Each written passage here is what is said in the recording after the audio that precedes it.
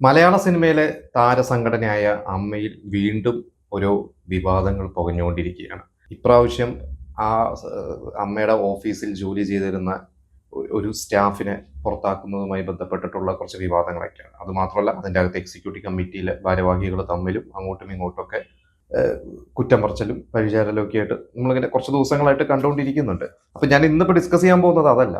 അമ്മ സംഘടനയിലെ പ്രശ്നങ്ങൾ തുടങ്ങുന്നത് ഏകദേശം വർഷങ്ങൾക്ക് മുമ്പാണ്. അതായത് 94-ലാണ് അമ്മ സംഘടന ആദ്യമായിട്ട് രൂപീകരിക്കുന്നത്. അന്ന് മുതലേ അമ്മ സംഘടനയിൽ ഓരോ പ്രശ്നങ്ങളുണ്ട്. ഈ വിലക്കുകളും അതിൻ്റെ അകത്തുള്ള എന്താ പറയുക താരങ്ങൾ തമ്മിലുള്ള അഭിപ്രായ വ്യത്യാസങ്ങളൊക്കെ ആയിട്ട് പലപ്പോഴും വാർത്തകൾ നിറയാറുണ്ട്. അപ്പോൾ കഴിഞ്ഞ ദിവസം മലയാളത്തിലെ ഏറ്റവും സീനിയർ സംവിധായകരിൽ ഒരാളായ പി ചന്ദ്രകുമാർ അദ്ദേഹത്തിൻ്റെ ഒരു ഇൻ്റർവ്യൂ പുറത്തിറങ്ങിയിട്ടുണ്ട്. അതിൽ അദ്ദേഹം നടൻ സുകുമാരനുമായിട്ടുള്ള അദ്ദേഹത്തിന്റെ ബന്ധങ്ങളെ കുറിച്ചൊക്കെ പറയുന്നുണ്ട്.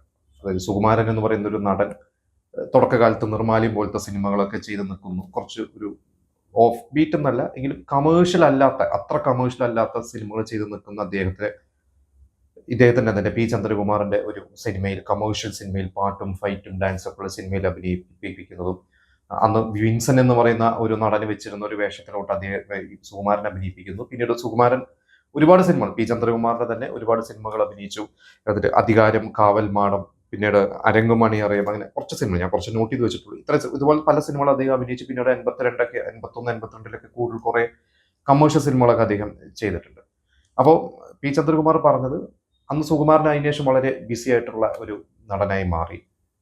സുകുമാരൻ അന്ന് നല്ലൊരു മികച്ച കച്ചവടക്കാരനാണ്. അതായത് അന്ന് സുകുമാരൻ ഒരു 15,000 രൂപയൊക്കെ പ്രതിഫലം വാങ്ങുന്ന ഒരു സമയത്ത് പി ചന്ദ്രകുമാറിനോട് പറയും എൻ്റെ എല്ലാ ഡേറ്റും സാറിനാണ് എന്ന് പറഞ്ഞിട്ട് വേറെ ഏതെങ്കിലും നിർമ്മാതാക്കൾ വരുമ്പോൾ ഞാൻ പി ചന്ദ്രകുമാറിനാണ് ആ ഡേറ്റ് കൊടുത്തിരിക്കുന്നത്, അദ്ദേഹം എനിക്ക് 25,000 രൂപയാണ് ആ സിനിമയ്ക്ക് തരുന്നത്, നിങ്ങൾ അതിന് കൂടുതൽ 40,000 രൂപ തന്നു കഴിഞ്ഞാൽ ഞാൻ നിങ്ങളുടെ പടത്തിൽ അഭിനയിക്കാം എന്ന് പറഞ്ഞ് അങ്ങനെ ഡേറ്റ് മറിച്ച് ഉള്ള ചില കളികളൊക്കെ കളിച്ച് നല്ല ഒരു കച്ചവടക്കാരനായിരുന്നു സുകുമാരൻ. അദ്ദേഹം വളരെ മോശം സമയത്തിലൂടെ സ്ട്രഗിൾ ചെയ്ത് പോയതുകൊണ്ട് ഒരു താരമൂല്യം കിട്ടിക്കഴിഞ്ഞപ്പോൾ അത് എങ്ങനെ മുതലാക്കണമെന്ന് വ്യക്തമായിട്ട് അറിയാവുന്ന ഒരു നടൻ തന്നെയായിരുന്നു സുകുമാരൻ. സുകുമാരന്റെ ആ കച്ചവട ബുദ്ധി അധികമൊന്നും മക്കൾക്ക് കിട്ടിയിട്ടില്ല എന്നും ഇദ്ദേഹം കൂട്ടിച്ചേർത്തു. അപ്പൊ ഇദ്ദേഹം പറഞ്ഞ മറ്റൊരു കാര്യമാണ് സംഘടനാപരമായിട്ടുള്ള പ്രശ്നങ്ങൾ. ഈ അടുത്ത് മല്ലിക സുകുമാരനൊക്കെ കുറച്ച് ഇന്റർവ്യൂസിലൊക്കെ പറയുന്നത് കേട്ടിട്ടുണ്ട്.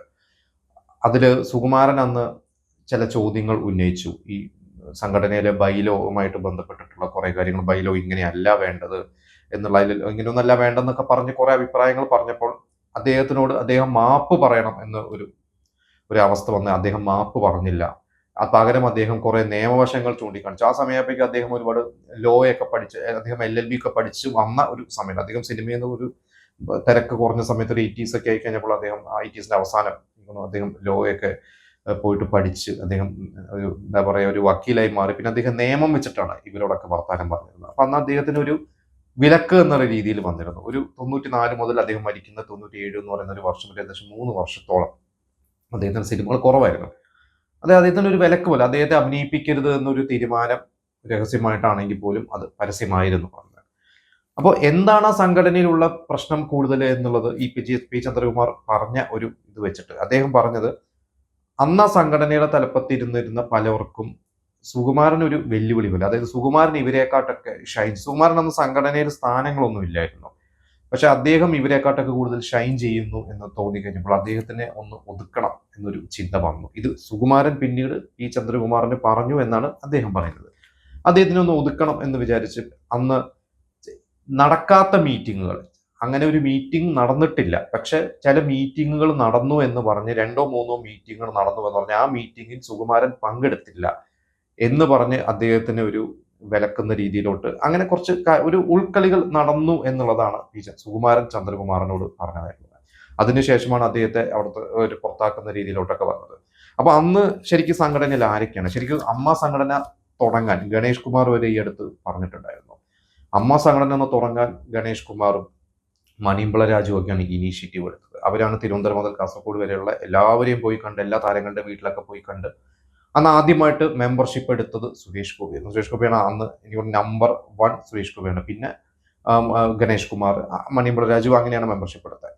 പിന്നീട് സുരേഷ് ഗോപി സംഘടനയായിട്ട് മാറി നിന്ന കുറച്ച് കാര്യങ്ങളൊക്കെ ഉണ്ട്. അത് പിന്നീട് സംഭവിച്ചാണ് 2000-നൊക്കെ ആ ഒരു സമയമൊക്കെ എത്തിക്കഴിഞ്ഞപ്പോൾ സംഭവിച്ചാണ്. എന്തായാലും 94 എന്ന് പറയുന്ന ആ ഒരു വർഷം ആദ്യത്തെ അമ്മ സംഘടന രൂപീകരിച്ചതിൽ അന്ന് പ്രസിഡന്റ്, നിങ്ങൾ എത്ര പേർക്ക് അറിയാമെന്നറിയില്ല, അന്ന് പ്രസിഡന്റ് MG സോമനും വൈസ് പ്രസിഡൻസ് മമ്മൂട്ടിയും മോഹൻലാലും ആയിരുന്നു. Secretary TP മാധവനായിരുന്നു. അദ്ദേഹം വരുന്ന അന്ന് ആദ്യത്തെ സെക്രട്ടറി. അദ്ദേഹം എനിക്ക് തോന്നുന്നു അന്ന് അദ്ദേഹം അമ്മയുടെ ഓഫീസിൽ, തിരുവനന്തപുരത്ത് ഒരു ഓഫീസിൽ തന്നെയാണ് ആദ്യം താമസിച്ചിരുന്നതൊക്കെ. Joint secretary Venu Nagavally, treasurer Jagadish, പിന്നെ എക്സിക്യൂട്ടീവ് കമ്മിറ്റീസിൽ ബാലചന്ദ്ര മേനോൻ, ഇന്നസെന്റ്, മധു, മണിമ്പള രാജു, മുരളി, നെടുമുടി വേണു, ശ്രീനിവാസൻ, സുരേഷ് ഗോപി, കൊച്ചൻ അനീഫ, ഇത്രയും പേരാണ് എക്സിക്യൂട്ടീവ് കമ്മിറ്റിയിൽ അന്ന് ഉണ്ടായിരുന്നത്.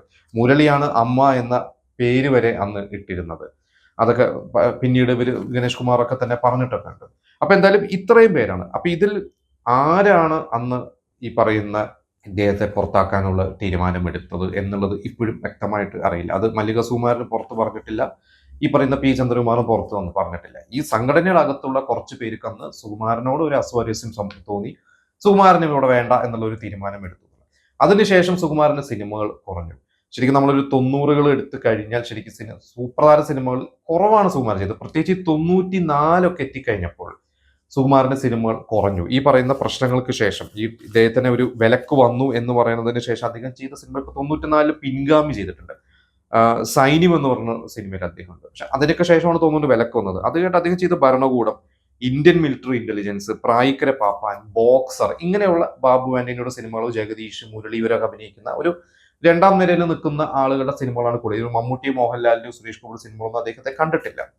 ഈ ബോക്സർ എന്ന് പറയുന്ന സിനിമയുടെ നിർമ്മാതാവ് ദിനേശ് പണിക്കരും പറഞ്ഞിട്ടുണ്ട്, ആ ഒരു സിനിമ പ്ലാൻ ചെയ്യുമ്പോൾ സുകുമാരനെ അഭിനയിപ്പിക്കരുത് എന്ന് വരെ അന്ന് പറഞ്ഞു എന്നാണ് പറഞ്ഞത്. അന്ന് സുകുമാരനെ അഭിനയിപ്പിച്ചാൽ താരങ്ങൾ ആരും പങ്കെടുക്കില്ല, ആ സിനിമയിൽ സഹകരിക്കില്ല എന്ന് പറഞ്ഞ് പിന്നീട് സംഘടനയിലൊക്കെ സംസാരിച്ച് അന്ന് എനിക്ക് തോന്നുന്നു മധുവിനോടൊക്കെ സംസാരിച്ചിട്ടൊക്കെ തന്നെയാണ്, മധു, MG സോമൻ ഇവരോടൊക്കെ സീനിയേഴ്സിനോടൊക്കെ സംസാരിച്ചിട്ടാണ് ഇവരത് സോൾവ് ചെയ്ത് ആ സിനിമയിൽ സുകുമാരനെ അഭിനയിച്ചു. പക്ഷെ അപ്പോഴും സുകുമാരൻ അന്ന് പ്രതിഫലത്തിന്റെ കാര്യത്തിൽ ഒരു വിട്ടുവീഴ്ചയില്ലായിരുന്നു എന്ന് പറഞ്ഞു. സുകുമാരന് മുഴുവൻ പ്രതിഫലം കിട്ടാതെ ഡബ് ചെയ്യില്ല എന്നുള്ള രീതിയിൽ വരെയാണ് അദ്ദേഹം ഒന്ന് അഭിനയിച്ചിരുന്നത്. അദ്ദേഹത്തിന്റെ പിടിവാശി, അല്ലെങ്കിൽ അദ്ദേഹത്തിന്റെ ഒരു എത്തിക്സ്, അല്ലെങ്കിൽ അദ്ദേഹത്തിന്റെ ഒരു സ്റ്റാൻഡേർഡ്, അത് അദ്ദേഹം ഒരിക്കലും വിട്ടുവീഴ്ച ചെയ്തിരുന്നില്ല, ഒരിക്കൽ പോലും.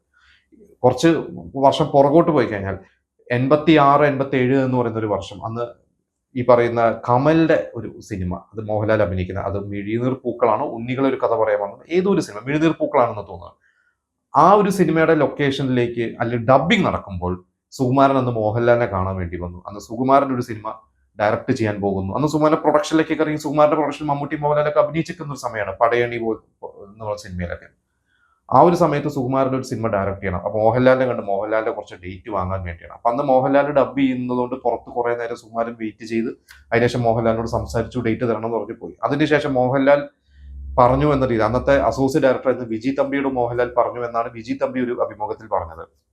അന്ന് മോഹൻലാൽ പറഞ്ഞത്, പണ്ട് സുകുമാരൻ നായകനായി അഭിനയിക്കുന്ന ഒരു സമയത്ത് മോഹൻലാൽ വില്ലനായിട്ട് അഭിനയിക്കുമ്പോൾ അന്ന് ഫൈറ്റ് സീൻ എടുക്കുന്ന സമയത്ത് മോഹൻലാലിന് അന്ന് വരാൻ പറ്റില്ല. മോഹൻലാൽ അന്ന് വില്ലനായിട്ട് ഒരുപാട് സിനിമയിൽ അഭിനയിക്കുന്നത്. അന്ന് സുകുമാരൻ പറഞ്ഞു, എനിക്ക് ഇന്ന് വരാൻ പറ്റിയില്ലെങ്കിൽ ഞാൻ അഭിനയിക്കില്ല, വേണമെങ്കിൽ മോഹൻലാലിന്റെ മാറ്റിക്കോളും, അങ്ങനെ എന്തോ രീതിയിൽ പറഞ്ഞ് ഇന്ന് വർഷങ്ങൾ കഴിഞ്ഞപ്പോൾ ഒരു 5 വർഷം 6 വർഷം കഴിഞ്ഞപ്പോൾ മോഹൻലാൽ ഒരു താരമൂല്യമുള്ള നടനായി മാറി, സുകുമാരന്റെ താരമൂല്യം ഒന്ന് കുറഞ്ഞു നിൽക്കുന്ന ഒരു സമയം. അപ്പൊ മോഹൻലാൽ പറഞ്ഞത്, അന്ന് എന്നെ ഇങ്ങനെയൊക്കെ പറഞ്ഞൊരു വ്യക്തിയാണ് ഇന്ന് എന്റെ ഒരു ഡേറ്റിന് വേണ്ടി വന്ന് നിൽക്കുന്നത് എന്നുള്ള രീതിയിലൊക്കെ മോഹൻലാൽ പറഞ്ഞു എന്നാണ് പറയുന്നത്.